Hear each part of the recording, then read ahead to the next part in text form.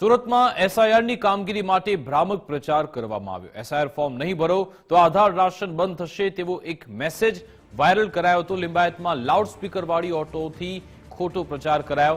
એસઆઈઆરના ખોટા પ્રચારને લઈ કલેક્ટરે તપાસના આદેશ આપ્યા છે। લિંબાયતમાં લાઉડસ્પીકરનો ઉપયોગ કરી જાહેરાત કરાઈ હતી। સુરતમાં એસઆઈઆર ફોર્મના નામે લોકોને ડરાવવાનો પ્રયાસ થયો।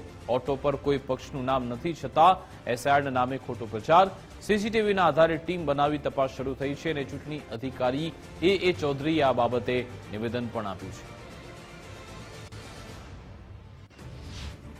સિટીમાં રેશન કાર્ડ, આયુષ્યમાન કાર્ડ જેવા કાર્ડ લાભાર્થીઓ માટેના કાર્ડના લાભ મળતા બંધ થઈ જશે એનું જણાવે છે, પણ એવું કોઈ ચૂંટણી પંચ દ્વારા એવી કોઈ સૂચના આપવામાં આવેલ નથી।